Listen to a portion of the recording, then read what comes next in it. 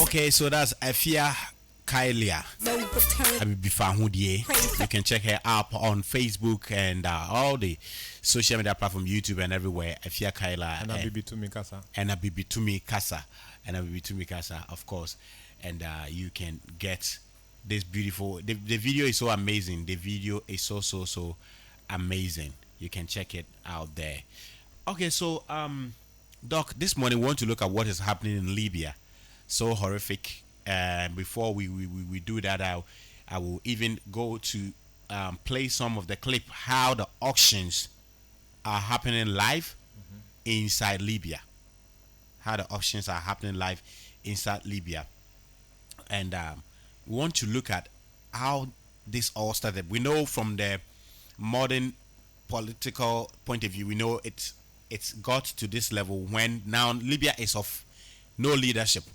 There's no leadership in Libya, which has brought all of these things, and it's Libya got to a point where they had a leader to no leader when NATO bombed and killed their leader, Gaddafi, and so that one we know. But why the Africans? Most of the time, people ask why is it that the North Africans, majority of them, don't kind of see themselves as Africans. This is why we want you to help us understand. Yeah. So, yeah, they don't see themselves as Africans because they are not. They are recent Arab invaders to Africa. I wanted to start off with the Tashwinat mummy. Now, this was the very first case of mummification in Africa, even before Kemet, before anywhere else, and it was found in what is now modern-day Libya. So in the Caucasus Mountains, which is actually southwestern Libya, you had the oldest case of mummification, which was a 2.5-year-old boy who, it was deliberate mummification. So it's not just a body that's buried, but they eviscerated the mummy. That means that they took out the intestines and, they replaced it with leaves in order to stop the decomposition process. Then they covered the body with leaves, placed it in an antelope skin. It had the baby had ostrich shell necklace around. So all of this was quite intentional, and it's the very first case of mummification. And what's significant about this is that it was a black child.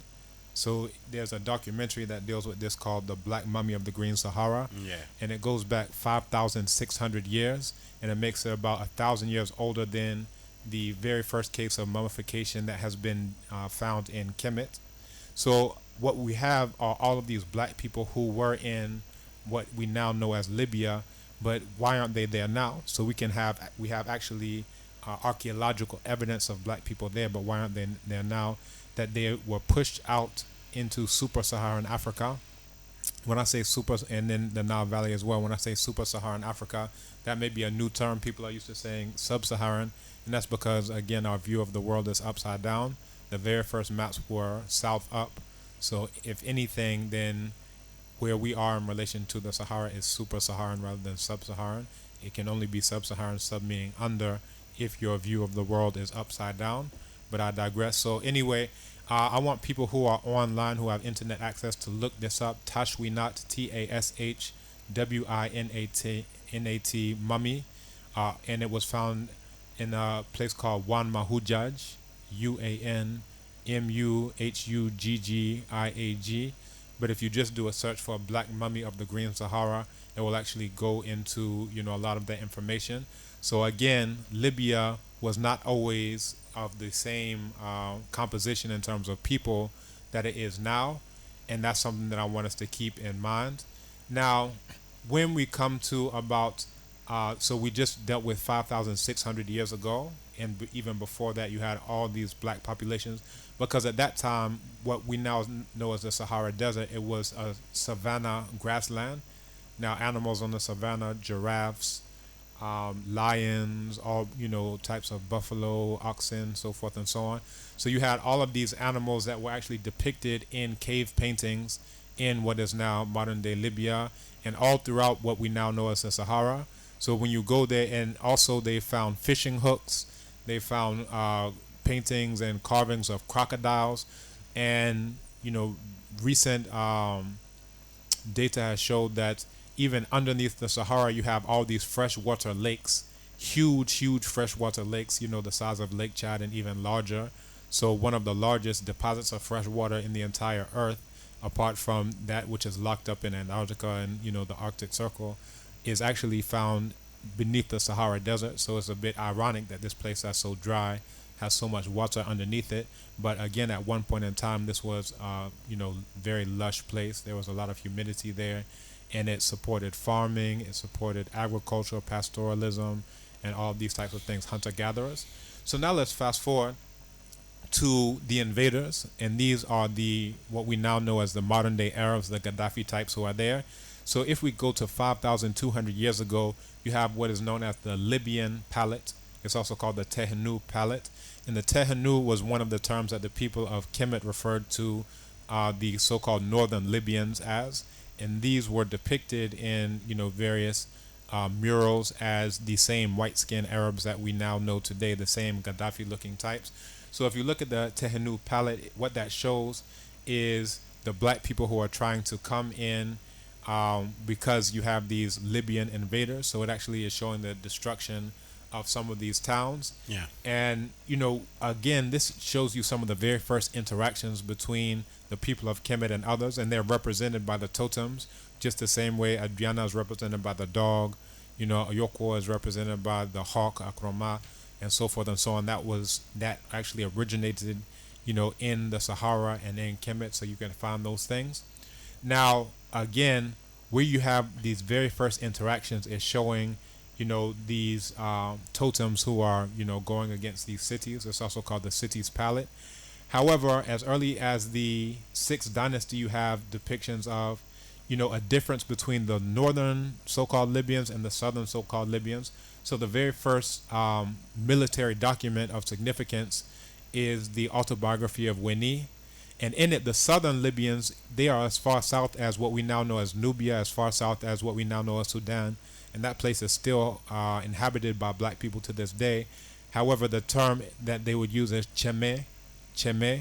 So these are the southern Libyans. Now, I want to read a quote from the autobiography of Winnie, and it's talking about when His Majesty took action against the Eurasian sand dwellers. Now, when I say Eurasian sand dwellers, these people of the sand, these are the same Arab, Bedouins, all these same types of people who we're referring to now. It says, when His Majesty took action against the Eurasian sand dwellers, His Majesty made an army of many tens of thousands from all of Upper Kemet, from Yebu in the south to Medinit in the north, from Lower Kemet, from all the two sides of the house, and from Sejer and Kensedru, and from Irjet Nubians, Medjan Nubians, Yam Nubians, Wawat Nubians, Kao Nubians, and from Chemeland. And what this is talking about is the very first Pan-African force. Every kind of black person who was in existence in the vicinity, they were all taking military action against these same Arabs. And this, document we're talking about just short of 5,000 years ago. You understand? So this is actually ancient times, showing that this thing that we're dealing with is not a new thing. So people say, oh, matter of fact, I was at a meeting yesterday. Someone said, oh yeah, this is going back to the 2000s, meaning like, a decade or two ago. I say, no. Even someone said, yeah, it's 2,000 years ago. I said, no. Someone said, no, it's biblical time. I said, this is before there was anything called a Bible or an Israel or Abraham or any of these imaginary characters. So we have to go back just about 5,000 years, 5,600 years to see how the composition of North Africa changed from, the Wamahujaj mummy all the way to what we now think about when we think about Libya, these white-skinned Arabs. Also in the autobiography of Harkuf, you had, then His Majesty, and I'm quoting from this again, then His Majesty sent me a third time to Yam. I went up from the Nome of This upon the Oasis Road. I found that of the ruler of Yam had gone off to Cheme land to smite the Cheme to the western Nome of heaven. I went up after him to Cheme land and satisfied him, they use the term Sehetep, so that he praised the divinities for the sovereign. Now again, this Cheme people, they were the same people who were just, along with Winnie in order to take action against the Eurasians. They're fighting amongst each other. So you have this group of Nubians who's going to fight these other Cheme people who are called Southern Libyans but are as far south as Nubia. And what Harkuf does is he uses this term Sehotep, which is to bring about peace. Now, some would say, oh, how he brought about peace was he helped the ruler of Yam in order to smite Chime people. But when you look at that term Sehotep, you find this in the names of various rulers. Sehotep, Kemet, Sehotep, Nebti, so forth and so on. So it's saying that they bring peace to these divinities, they bring peace to this. So most likely it wasn't a military intervention. Most likely it was to quell the feud that was going on between these two who were just allies to Kemet, to prevent that fighting. But there are several interpretations that are given to that. But, this is in what's called the Old Kingdom, what African scholars refer to as the first golden age. So at that time, you had a unification with the Cheme, which are the Nubians as far south as you can get, but not with the Chehnu. Now, the Chehnu, these are the northern ones, the ones who are in North Libya. And it's very interesting that why are you bringing in the Cheme people to take action against these Eurasian sand dwellers, but not the Chehnu people? Again, if we read the documents, it comes to the idea that most likely the Chenu people were already of the same type of characteristics as these Eurasian sand dwellers. How, it doesn't make sense to take one type of Arab to fight another type of Arab. So you're bringing in the Cheme people because they're so far in the south that they're as far south as, even further south than some of the Nubian groups who are always classified as black people, always depicted as black people. So again, we're seeing that over time, from the time of Wamahujaj Mummy all the way up to the Old Kingdom, that at least in the south of Libya, that you had still black people there. But again, over time, you have a gradual whitening of North Africa to the point where even that term Chime stops being a group of people who are brought into this military alliance. Now this is a group of these Eurasians who are coming in as attackers. You understand? So they're still using the term Chime to refer to these people in Libya, but you see that the characteristics of that group has changed over time to the point of the time of Ramesses III. Now they're depicted as just white folks. They showed two different types. None of them are depicted as black whatsoever. And again, they're depicted like the Gaddafi types. Also wanted to go into the 12th dynasty story of Sanhat. It talks about Senwosret the first returning to Kemet with Chime prisoners. So the Chime were the people who were part of that first alliance, first military alliance, but now they are, prisoners that's seen as enemies. Also, we find in another text, it says, "Say to the fallen of Meshwesh, see now your name will be destroyed forever and ever." And again, this is, these same Libyans that we're referring to now as enemies of the black people. When I say black people, the people of Kemet refer to themselves as Kemtiu, as we know, and that means black people. And they're always trying to protect Kemet. Again, it says that Chime have come united in one place consisting of Rebu. And Rebu is thought to be the origin of the term Libya. So the R and the L being mixed, like just how we still do to this day. So instead of Rebu, Libu, and then Libya derived from that. Okay. Based on What's the meaning? So Ribu, that was just the name, the ethnonym. I'm not sure if that was even in their own language, but most likely that was the language, either endonym or an exonym of those people. But whatever it breaks down to, I'm not sure. So you can find that in the text that that's how those people are referred to, and it may be in their own language. That's how they refer to themselves. But again, it talks about the Ribu and Meshwesh were dwelling in Kemet, plundering the towns and the western shore. So again, you have all of these Libyans, these exact same Arab, Berber, so forth, all these white Eurasian types who are coming into Kemet, the land of black people, and plundering it. Coming into Kemet, there's and another text says the Chehnu, and these are the northern Libyans, which even from ancient times were already just like the Arabs. The Chehnu are in motion, making a plot. They are assembled, united without their limit, consisting of Rebu, Sepedu, and Meswesh. So again, these were the names of these different, sand dwellers who were already there. So it becomes later period in what's called the Ramesside period, the time of Ramesses the first, second, so forth and so on. This is already a confederation of these Eurasians who are occupying northern Africa, and they're fighting against the indigenous black people who were there originally, as the archaeological evidence shows. Now, all of that is again just to put things into perspective to let you know that these wars against these Arab types, these um, Arabs who have come into northern Africa, is not a new thing. Now, I want us to fast forward to looking at modern times, right? And I So, think because I think that will make more sense to right, our listeners who are modern day dwellers in Africa, right, and most importantly, then also look at how can these stop apart from the fact that the sub-Saharan African, as we used to we call them now, sub-Saharan African nations doing something to make life in these countries better for the people. For I think life is better depending on the mindset that you have. I don't think I want to live in either in Europe or any part of the Western world for the rest of my life, or like to live go and hustle there for life. Like I don't I've never dreamed of that. Apart from we doing that to direct the minds of the youth that there's everything that they want over there in Africa. What do you think you can do to stop exactly what is happening there? The slavery as they are. I'm going to play a clip where they are selling people over there. yeah. Back in August, I was reading an article called "Too many migrants raped, shot in Libya," says Nigerian survivor, and it was about a woman, of course from Nigeria, who said that she lost count of the times that she had been raped, and any women or young boys, these are black African people, who did not submit to rape, they were shot in the head and dumped in a mass grave. Now this is back in August. People are just talking about this clip, like it's a new thing, but this is back in August. Oxfam, back in July, had an article talking about slavery, and most, not some, but most of the migrants in Libya are prey to abuse, torture, and rape, and also slavery. So this is back in August, also back in July. So all of these things have been reported for some time, but again, if we are not aware, one of the ancient history, then you think, oh, this is a new thing. How could this be?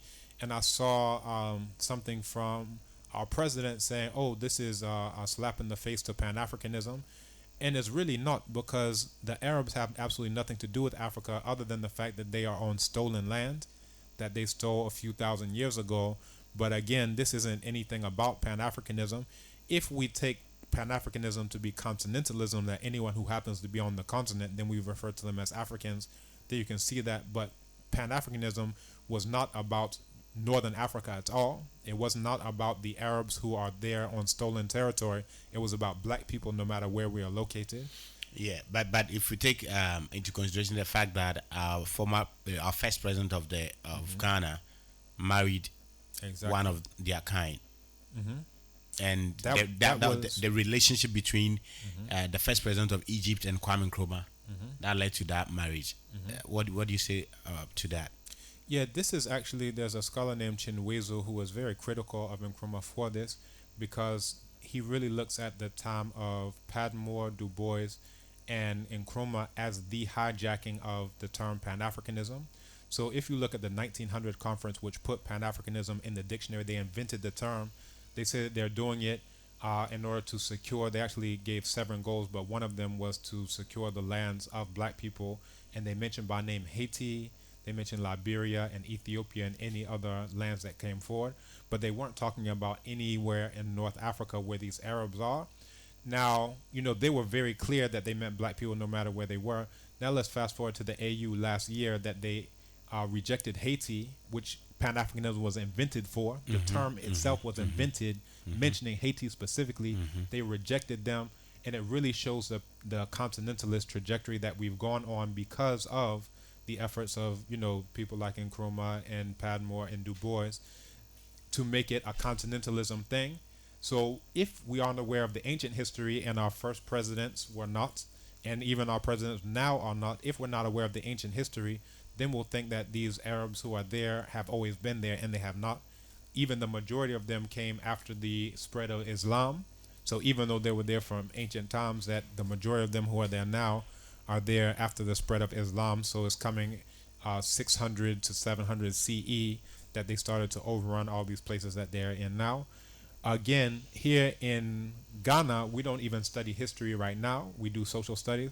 But even at that time, you have people who they know about the Magna Carta. But if you say, oh, what can you tell me about the Libyan palette that I just mentioned to you? They couldn't tell you anything about that. If you ask, what did Ramesses III say about the Libyans? They couldn't tell you anything about that. If they say, oh, what did Marin Patah say about the Libyans? They couldn't tell you anything about that because where would they study it? We don't get that as part of our curriculum. So unless you are a researcher, you're not going to even get that type of information.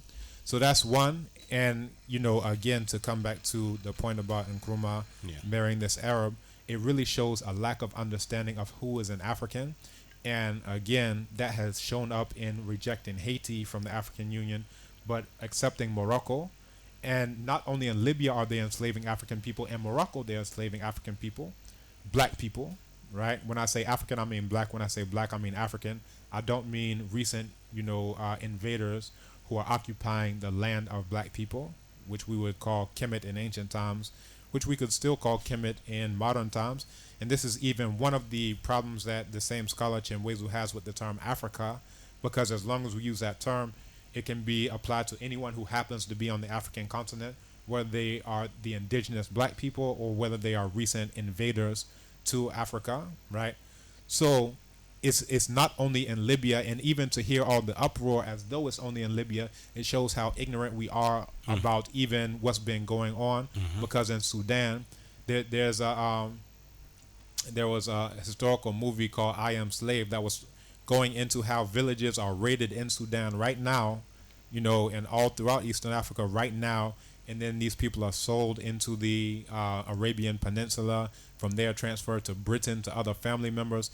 That this is going on in Sudan and Mauritania and Morocco, all of northern Africa, Tunisia, all of these places you have black people who are being enslaved, much less once we go into the so-called Gulf states of the so-called Middle East, that there is slavery of black people and it's been ongoing. I hope that's very clear. I want that to be very clear to all your listeners. So to even point out Libya, it shows we must be vastly ignorant. We must be vastly ignorant of what's going on in North Africa. So if I understand you, your whole point is that this thing has been going on around us, 5,000 beneath our nose, but we are not, even modern day, we are not. Okay, so the point is we are not even seeing it as slavery. Even though it's literally slavery. It's not like, oh, let's give an analogy or a metaphor. No, literally, you are sold and your body parts may be taken out, your kidney may be taken out. You can actually see photographs of this that are going on right now. If you just do a search for organ harvesting, you'll see people who have their organs harvested. You'll see scars, some of them who they're allowed to stay alive, but a lot of them who are killed. So this has been going on. But I also wanted to come to Gaddafi, because I hear people say, oh, it's because of the overthrow of Gaddafi and NATO and so forth and so on. And people are really not aware of Gaddafi, that Gaddafi started off on Pan-Arabism, not Pan-Africanism. People who are young, they say, oh, he was a champion of Pan-Africanism, he bankrolled the AU, so forth and so on. He started off Pan-Arabism, just like Nasser. And Nasser, I actually have a quote from Nasser where he says, visiting Benghazi in June 1970, he says, in leaving you, I say to you, my brother Muammar Gaddafi is a representative of Arab nationalism, of the Arab revolution, and of Arab unity, not African unity, not African nationalism, not African anything, Arab. But maybe he was speaking was something between them over there. If you're saying this, it means you need to read up on Nasser. Yeah, I would definitely do that. Please do. Seriously. But I want it's just like when I was a kid, I was in love with Mandela. So I started reading from his own wife, Winnie. Yeah. And I was like, whoa. Yeah. Another, Gaddafi, he was actually following Pan-Arabism of the Egyptian leader Gamal Abdel Nasser and tried without success to merge Libya, Egypt, and Syria into a federation. This was a thing that they had going on for 5 years. I'll come back to that point. A similar attempt to join Libya and Tunisia ended in acrimony. But again, this was called the Federation of Arab Republics, not African republics. You understand? Syria is not in Africa. They said all of us are Arabs. You understand? All of us are Eurasian, white, pale Arabs who just happen to be occupying territory called North Africa. So the Federation of Arab Republics was an attempt by Gaddafi. He was the one who spearheaded it to merge Libya, Egypt, and Syria in order to create a united Arab state. Although approved by a referendum in each country on 1st September 1971, they disagreed on the specific terms of the merger. It lasted from 1972 to 1977. So again, this is what we're talking about. This was an actual thing that they were taking steps to do. 1969, Arab nationalist military officers seized power in Libya. Ideological influence of Egyptian President Gamal Abdel Nasser over the new Libyan regime, because even before he came to power, he was on this is Gaddafi, he was on this pro-Arab, pan-Arabism thing, you understand? So his whole idea of deposing was to have an Islamic socialism. They imposed Sharia law. Everything was about we're Arabs, we're Arabs, we're Arabs, Islam, Arabs, Arabs, Arabs. It was not anything about Africa, nothing about super-Saharan Africa. Again, I don't like using the term sub-Saharan because if we do, it means we're upside down. But again, after Nasser's death in 1970, his successor Anwar Sadat suggested that rather than a unified state, they create a political federation. But again, they held these referendums, and it was approved by 99.9% of voters. The Libyan referendum, and that was the Egyptian one. The Libyan referendum approved by 98.6% of voters, while in Syria, 96.4% voted in favor. So the Arabs who were in Africa, they were even more gung-ho about it than the Arabs who are in their homelands in Syria. I hope you're following. Mm-hmm. So, Arab as the umbrella term, because you have all these different ones, just like in ancient times, you had the Ribu. Yeah, but someone will say that, okay, already this artificial demarcation of Africa has happened from the Berlin Conference, and in West Africa, we are so-called want to unite West Africa. East Africa want to do that. So someone will be like, there's literally and basically nothing wrong with the Northern Africa who happen to be Arabs putting themselves together. That's what they most likely should do. All these Eurasians have been together. Their only conflict is over who will control the land of black people. So the conflict between all these Arabs in Israel, the Arabs in Britain and whatever, all of their conflict is over who will steal the resources, whether that be oil or what have you, from the land of black people. I hope you're following along. That land that we're now calling Libya, at one point in time, it was occupied by nothing but black people. You understand? As the first people on the planet Earth, all the way up to the time we can say around 5,000 years. And then you have this trickling of, these Eurasians who are already there in Northern Africa. So they are coming together, and our problem as black people is we're trying to come together with our enemies. There's a proverb in Chi, they say, Denchem chet te se diabia wo nsumwa endane ndua. Ndua chet te se diabia wo nsumwa endane odenchem. So no matter how long a log stays in the water, it will never become a crocodile. The same proverb is there in Wolof. Lubant yaga yagantindoch du takmu sopalikum mukjasig. Translates to the same thing. No matter how long a log remains in water, it will never become a crocodile. So this is the idea that no matter how long these Arabs have been on the land of black people, they do not consider themselves as black people. And the evidence is right there, as they are still selling black people into enslavement to this very day. That's one. But you see a time where Gaddafi, he started to realize that all these Arabs that are his kith and kin, that they weren't going for it. He started to become isolated because of a bombing 1986. A bomb detonated at a Berlin discotheque called La Belle that was frequented by U.S. soldiers, and Libya was blamed for it. So Libya started to become ostracized. Other trading partners who were Arabs as well, they started to pull away and things of that nature. Even Sadat, even at the time that they were doing the referendum, Sadat was very cool to this. They actually fought border wars. Libya fought border wars against Egypt, also fought border wars against Chad. But you saw Libya becoming isolated. So what did Gaddafi do? He said, okay, well, the Arabs, they're not going for it. Let me go to the dumb people. Let me go to the people who don't know any history, the people who don't know about the Libyan palette, the people who don't know about the fight of Merim Patah or Ramesses Mari Amun. They don't know anything. So let me start talking about Pan-Africanism in the late 90s. They'll go for it again. That's where some of us started gaining admiration for him. Exactly. Because you'll be coming to Ghana, you come to Kumasi, come with 250 Land Rovers and leave all of them in Ghana and those things. Exactly. So you go to the people who don't know anything, the people who don't know any history. You understand? Because then your enemy will come to you and you'll say, "Oh, this is my friend." You understand? You don't even understand the opportunistic thing that's going on right in front of your eyes. You understand? Another thing that caused his isolation, Pan Am Flight 103. So that's called the Lockerbie, flight. It crashed in Lockerbie, killed all the crew, killed all passengers, and then killed 11 people on the ground, 270 of them. And eventually in 2003, Gaddafi accepted responsibility for it and paid $2.7 billion dollars to the relatives of those who had died. So this is, self-interest, but you can only do that on people who don't know anything. So you're talking about black people who are trying to unite with the same Arab enemies that we've had for the past 5,000 years. Yes, so let's take a cue from some of the lessons that we've done over the year. For example, the concept of the opposite complementary, and in Akan we have a proverb that by entire nipa. So let's look at the opportunistic behavior of Gaddafi himself and some of the good things that he really did for the African continent. For example, until when Gaddafi used his own money to buy a satellite for Africa, anytime if I want to call you, the call has to go to France before it comes to me in Ghana. It comes to you in Ghana, and Africa was paying around $30 to $40 million a year to France, and Gaddafi used his money to buy that, and it benefited the whole of Africa. Is that his money, or is that money that's extracted out of the resources from the land of black people?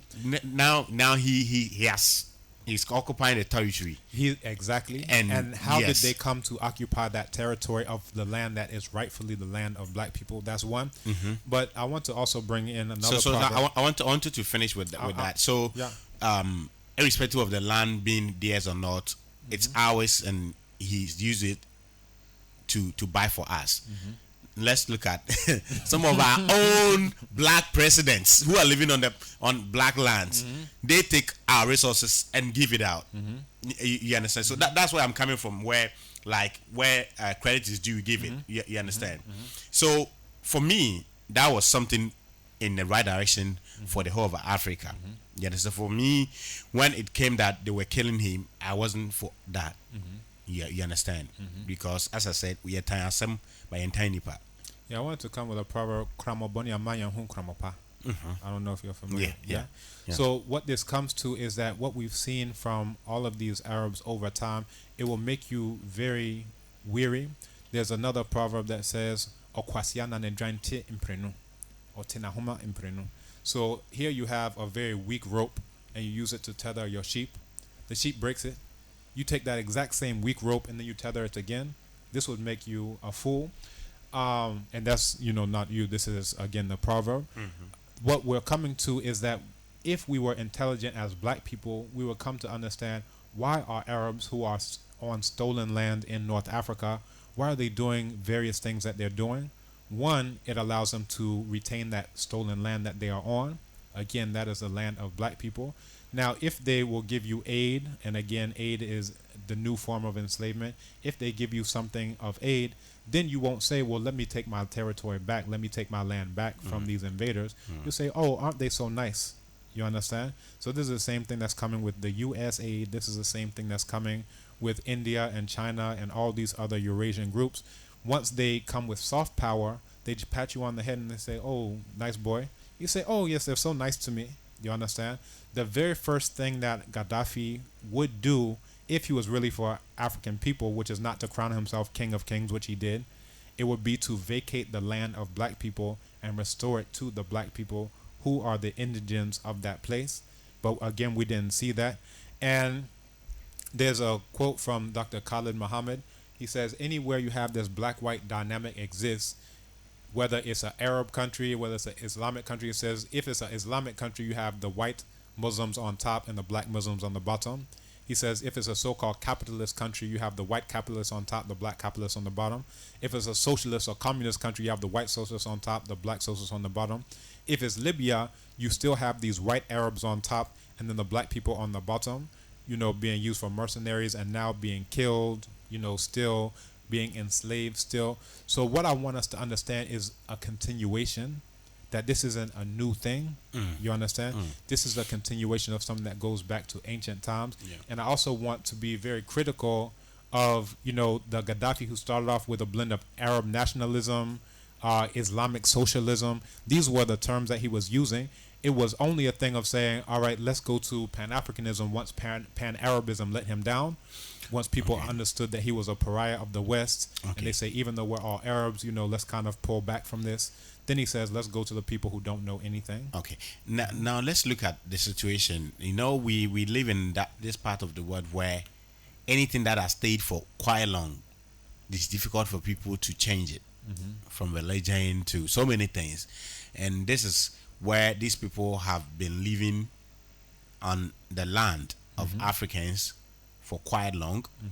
And I tell you, and the boss, you can't find the boss anywhere on the continent that these people should leave, because they rejected Haiti, a land that is darker than any African people in Africa. And the greatest inspiration to all black people. They rejected because them. it means all black people coming together against their white enemies. When I say white enemies, I mean France against Britain and Spanish, and defeated all of them on the basis of, we're all black people.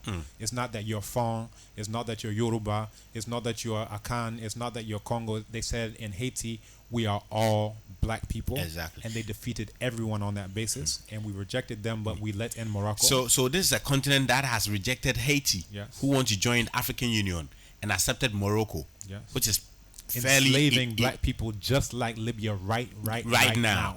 So now, if you look at this as a typical example, and demonstration by the African continent and the people and leaders, it clearly looks that tells you that it's not going to happen that the Africans will even think of claiming back their land. So it looks like till that kingdom come till these people are going to be here with us. Now, all things being equal, as we say in economics terms, all things being equal, these people are going to be here with us. So now, how must the African live with these people in our midst? Because I don't know if you see you have a foreseeable future where these people are going to live. For me, I don't see it coming. So I think we should find solution of living with them. Maybe just like Jesus said, so what do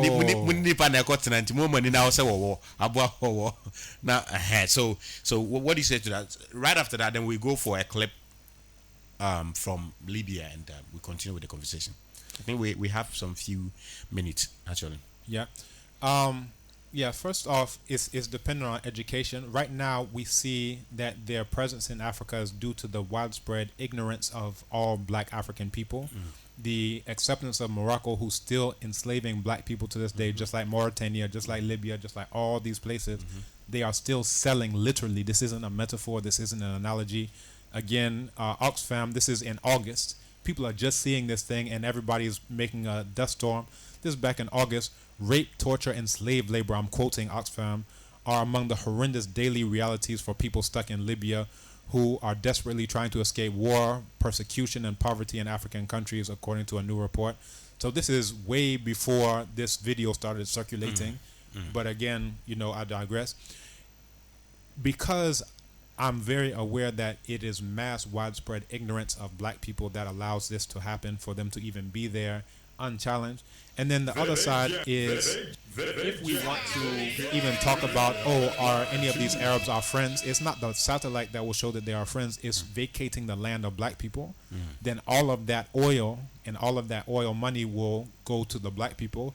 All of the resources, all of the land, any agriculture that's going on there, all of that will go to the black people who are indigenous to that land. You understand? But do you think when the blacks are educated, these people vacate the land? No, we're talking about two different things. One, the black people being educated is whether the black people will do anything about that. So if it comes to a referendum of will we allow Haiti in or Morocco in, then that's where we'll see the black people say, let's allow Haiti in, let's keep Morocco out. That's for the black side. Yeah, but if the AU bring Haiti in and keep Morocco out. Morocco is still occupying the land. Exactly. You understand? So I think So I'm looking at it from two sides, but physically, okay. let me land on this. The other side is what are the Arabs going to do? Because you were talking about the satellite that shows goodwill. You understand? My thing is what would show goodwill from the Arab side is not what we're going to force them to do or keep them in or keep them out. What would they do of their own accord to really show goodwill? And I'm saying that the goodwill would be shown by saying this is a land of black people. We have all of this, paleoanthropology. We have these fossils. We have all of these things that show that the indigenous people of this land were black people.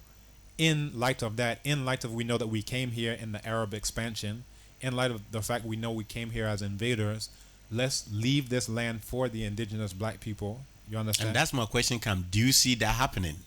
I don't think the Arabs will do it voluntarily. And this is where the role of the black people will come in, and the role of educating black people to how far back this goes, and even the modern day situation, because Gaddafi is the hero of everyone who doesn't know that this was a pan-Arab who just came to the ignorant people who don't know any better, because we don't know about ancient times. We don't even know about modern times. We don't even know like even when I say he started off with pan-Arabism, people look at you, people who weren't old enough to remember, they look at you weird. They say, no, Gaddafi is about Pan-Africanism. That's all we the young people know. Yeah, majority of us. Yeah. Myself Right. included. Right. Yeah. But if people who are old enough to know in the 60s, that was very clear. They actually had this idea of a republic of all these Arab states. Let's come together, Arabs. Let's introduce Sharia law, which they actually implemented, banning cigarettes, banning alcohol, all these things that say we're operating under Sharia law, which is the same thing that Islamic State is talking about doing, Boko Haram is talking about doing, because all of these different so-called Islamist groups are really about what you could call Arab cultural nationalism. You understand? And sometimes they are able to conscript black people to perpetuate this Arab cultural nationalism. So this is what we're seeing. So again, I haven't seen them do it yet. Over the past 5,000 plus years, they haven't vacated that land. And which is going to make it difficult. In ancient times, there were various military campaigns to make them stop doing their raids on the land of black people, because all of these raids that we're still seeing to this day are still from these Arabs coming into the land of black people. But the difference was at that time we had the power to prevent them from doing that. You understand? Yeah. What all of those texts are, if you go to the original text of Meron Ptah, of Ramesses Meri Amun, all of them were talking about how they were able to defeat these Arabs, these Libyans, the Chehnu as they were called at that time, and Chemay as they were called at that time, that they were able to defeat them. They came as confederations. They were always raiding. This is first-hand accounts, primary source documents that said that they were always coming in to do these things, but we had the power to prevent them. Where I would say black people need to look at now is how can we acquire the power to prevent them from doing the things that they are doing. And that will come through educating ourselves in the first place. That's at least the very first step, because we've seen what ignorance has gotten us, and it's not very good. So let's try education, and maybe that'll get us a little bit further. Okay, so let's I have a question for you, but let's go listen to this clip, and after that we give the question and answer, and we go out of the studios.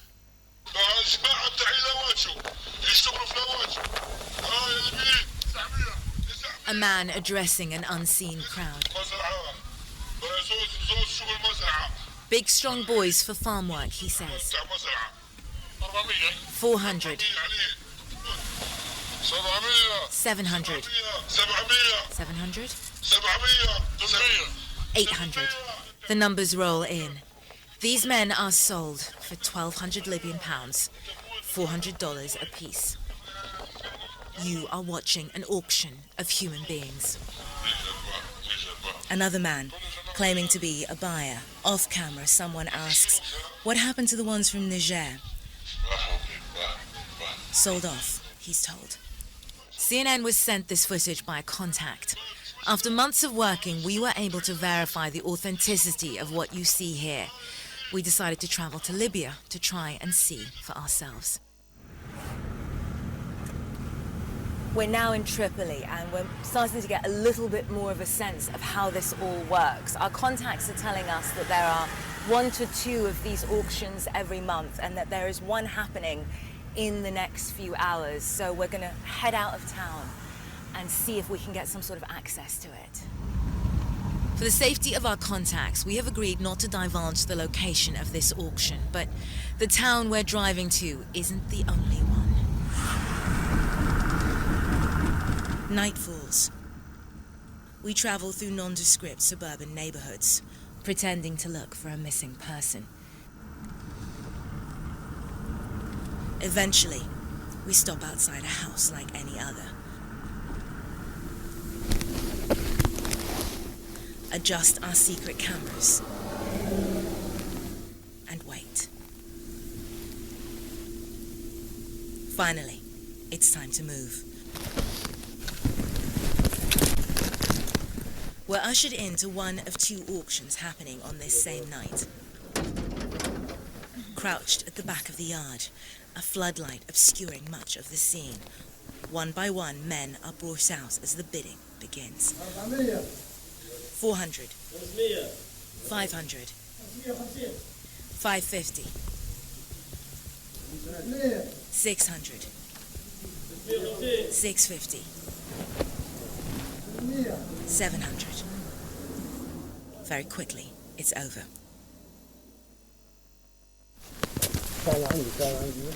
We ask if we can speak to the men. The auctioneer, seen here, refuses. We ask again if we can speak to them, if we can help them. No, he says. The auction's over, we're told.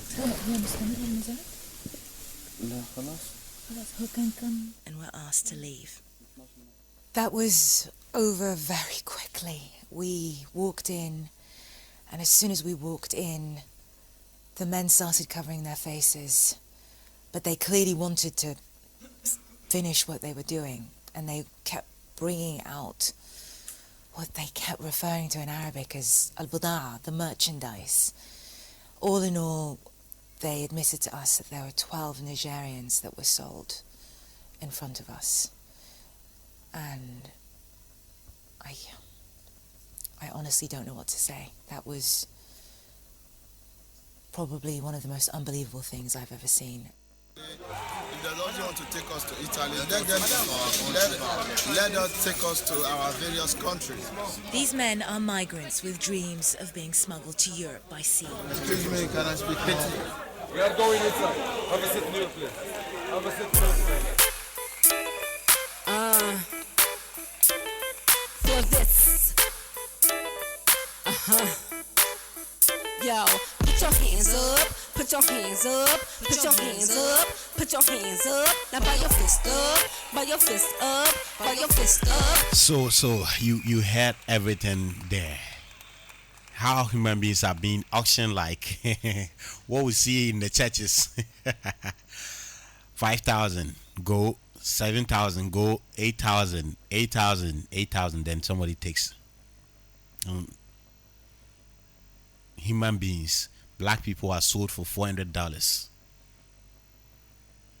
But are Arabs being sold for $400?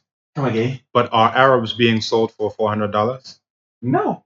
So this is the difference, because they know that you are African and they know that they are Arabs. You understand?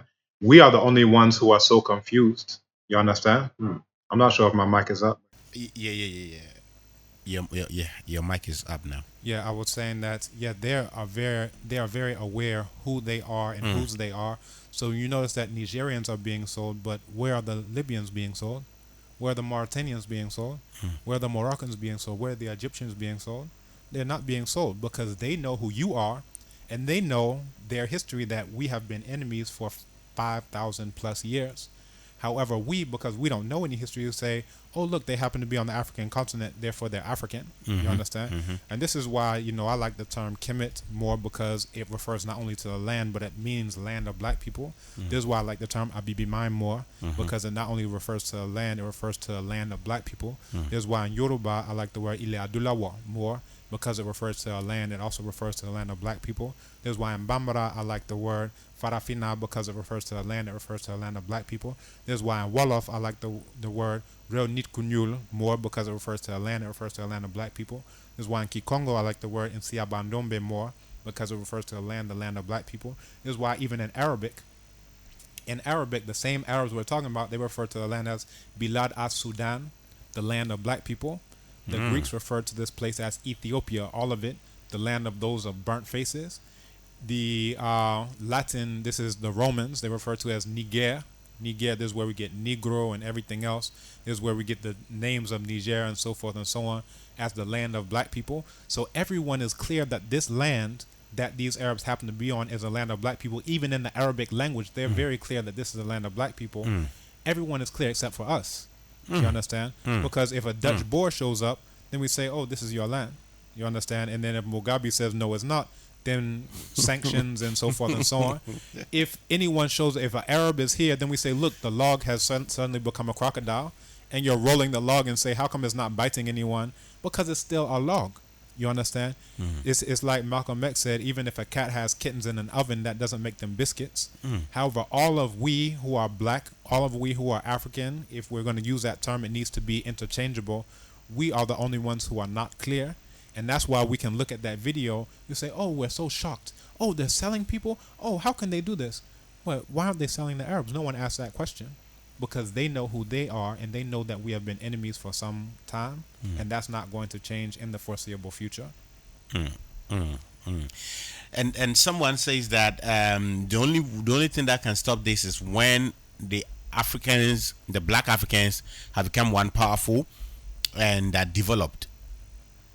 That is where because when we are developed and we have created enough of job opportunities in our part of the world, I think many people wouldn't try to go there for greener pastures, as Nana Akufo-Addo was saying at the event when he was speaking with the French president. He said that some years ago, Italians and Irish were traveling to America. Today, they are back in their countries because Italy is better for them to live there, and we need to do the same. I think we've come to we've exhausted our time. So, your final words and what is happening at Abibitumi Kasa? Yeah, my final words is that, one of the very first steps would be for us to even know who we are and whose we are, also who our enemy is. One way of understanding Ma'at is understanding Isfet. So we're talking about Ma'at as truth, order, justice, balance, harmony, reciprocity, all of these concepts.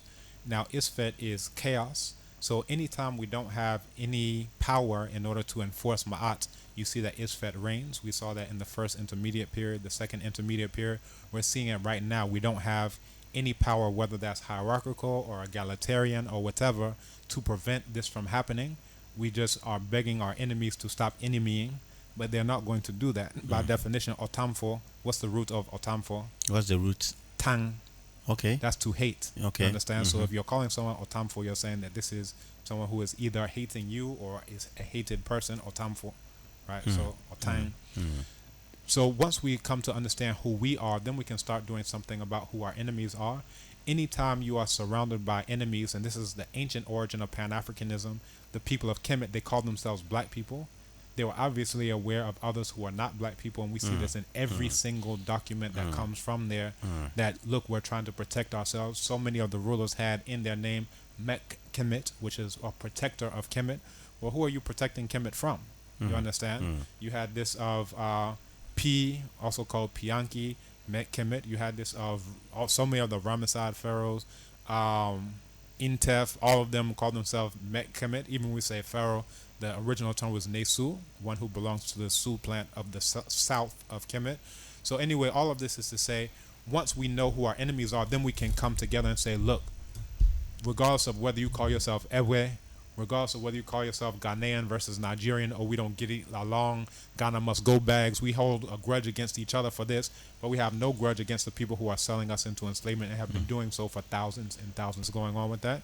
So just the education will let us know who we are and what we need to do about our enemies. So that's my role as a researcher, to let you know this isn't a new thing. And I think we will continue with this next week to complete it, because there's just a lot of questions that we need to answer, because this thing has gone on for quite long. So finally, what's new at Bibitumi Kasa, and what's going on with their homeschooling?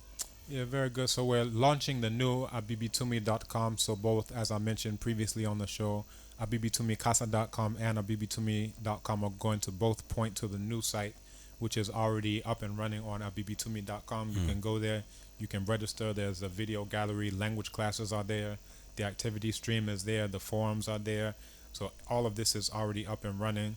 So, again, people who want to be early adopters, beta testers of the new site, you can already join and see what's there. Those who are on the old site, we still have over 2 million users. We still have thousands of members. Yeah, and this is the thing. It's what makes it especially powerful is we have a time where all of the people who say that they are conscious and so forth and so on are supporting Mark Zuckerberg and all these other non-Africans. So we're saying, let's talk about African liberation on white sites, which is a contradiction, which is hypocrisy, but this is still what we're doing. So, for about 7 years, I got off of Facebook. About 2 years ago, I got off of WhatsApp. About a year and a half ago, I said I will never socialize on YouTube again. I haven't posted a comment there. All I do is I create content for our BB2 Mikasa. We have our conversations on our BB2 Mikasa.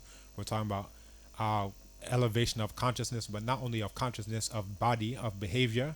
If you've read 1,000 books and you're doing the same thing as someone who's not read any books, then what's the point of your so-called consciousness or education? You understand?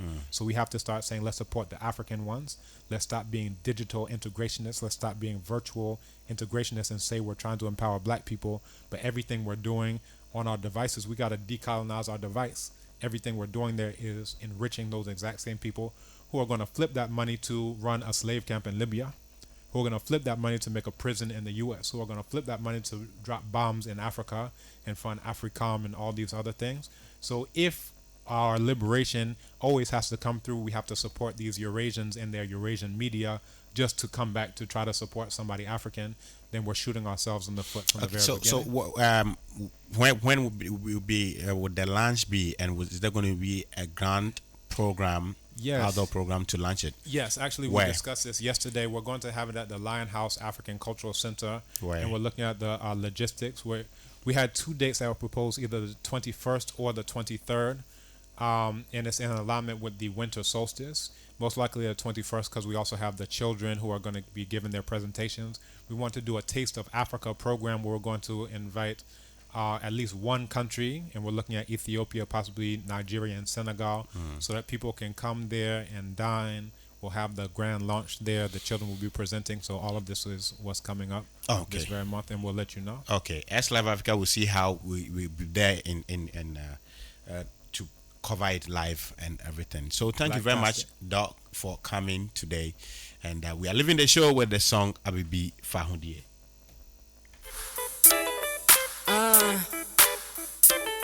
For this. Yo, put your hands up, put your hands up, put your hands up, put your hands up. Now by your fist up, by your fist up, by your fist up. Yo, check it. From the dirt of the earth, I was born and raised. I civilized mankind, brought them out of the caves.